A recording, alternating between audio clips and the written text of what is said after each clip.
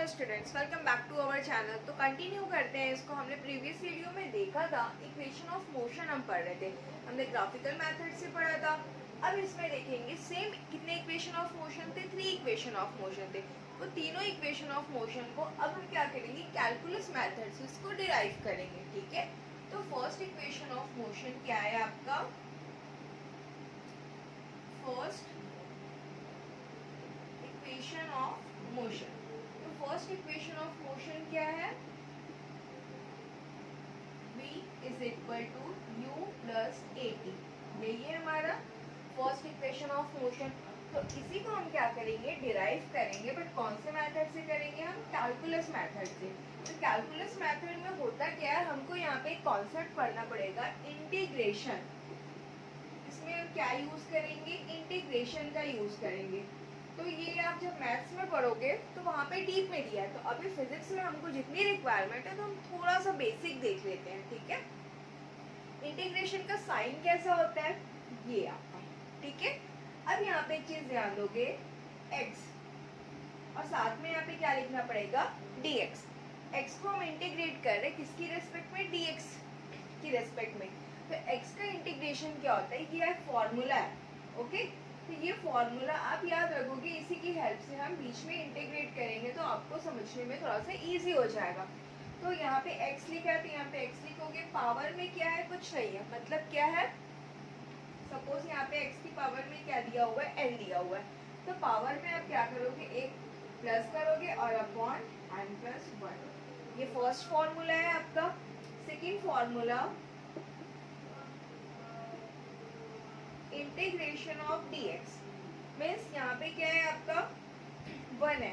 तो integration of dx क्या होता है, किसके इक्वल होता है, x के इक्वल होता है। तो फिलहाल अभी ये दो फॉर्मूला आप अच्छे से याद रखोगे, इसी का बस हम यूज करेंगे। यहाँ तक का क्लियर है। अब यहाँ पे देखो, अब हमको फर्स्ट इक्वेशन ऑफ मोशन को डिराइव करना है। तो हमको क्या पता है, हमको पता है एक्सक्लेरेशन का फॉर्मूला। तो एक्सक्लेरेशन का फॉर्मूला क्या होता है, यहाँ पे डेफिनेशन के थ्रू लिखोगे, बाय डेफिनेशन एक्सक्लेरेशन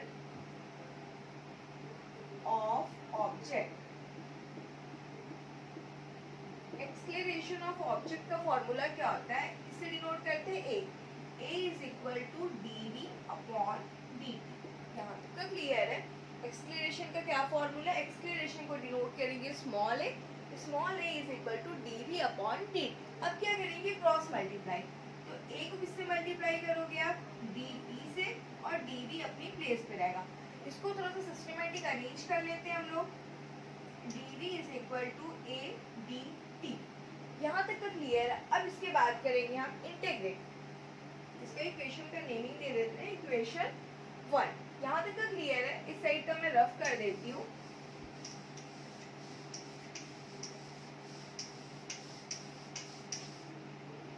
अब यहाँ पे देखो, अब यहाँ पे करेंगे इंटीग्रेट। तो सबसे पहले फर्स्ट ऑफ ऑल यहाँ पे आप क्या बताओगे, आप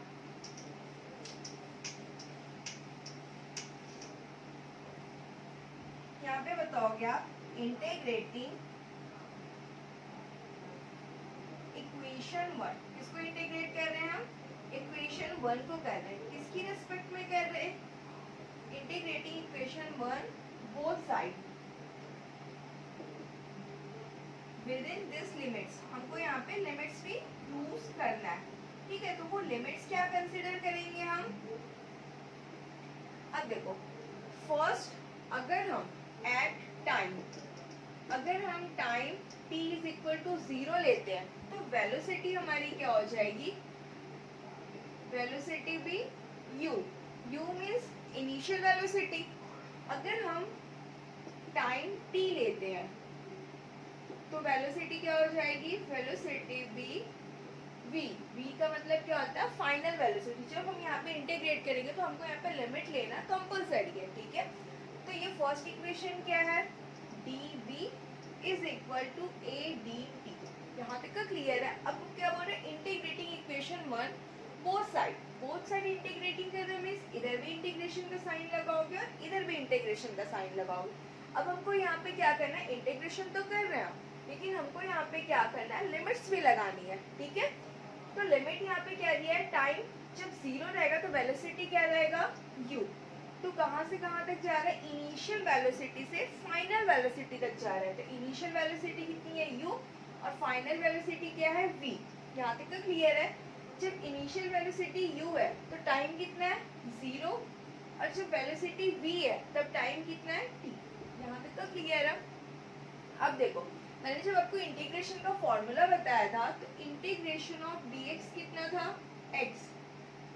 तो यहाँ पे जब इंटीग्रेशन ऑफ dv मतलब v की रिस्पेक्ट में कर रहा है, तो यहाँ पे जब इंटीग्रेट करेंगे तो हमको क्या मिल जाएगा, v मिल जाएगा। यहाँ तक क्लियर है।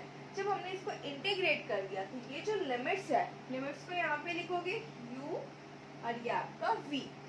अब यहाँ पे करोगे a dt, तो a तो कांस्टेंट है तो a को क्या करेंगे हम, बाहर निकालेंगे, और किसको इंटीग्रेट करोगे आप, dt को इंटीग्रेट करोगे।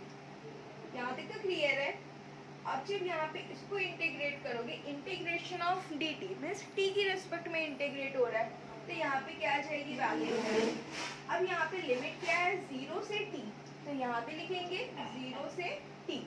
अब यहाँ पे ध्यान दो, जो लिमिट्स दी रहती है हमेशा लिमिट कैसे पुट करते हैं, ये जो वैल्यू है इसी में पुट करेंगे upper limit minus lower limit. ये जो ऊपर है उसको बोलेंगे अपर लिमिट, और ये जो नीचे दिया है इसको बोलेंगे लोअर लिमिट। तो यहाँ पे v की जगह पे अपर लिमिट पुट करोगे तो v आएगा, और लोअर लिमिट पुट करोगे तो u। और फॉर्मूला क्या है, upper limit minus lower limit. यहाँ पे तो क्लियर है। सिमिलरली यहाँ पे वैल्यूज पुट करेंगे, upper limit minus lower limit. तो अपर लिमिट कितना है, t, और लोअर लिमिट कितना है, 0। दोनों को जब माइनस करेंगे तो इस टाइप का हो जाएगा, means v minus u is equal to t minus 0। Solve करोगे तो क्या मिलेगा, t, t into a means a t minus u को जब इक्वल की इस साइड लेके जाएंगे तो क्या बन जाएगा, v is equal to u plus a t। तो यही है हमारा फर्स्ट इक्वेशन। तो ये आ गया, किसके थ्रू आया, कैलकुलस मेथड के थ्रू आया। तो आई होप आप लोगों को समझ में आया होगा, क्योंकि इसमें इंटीग्रेशन जो है ये आप लोगों के लिए नया कॉन्सेप्ट है।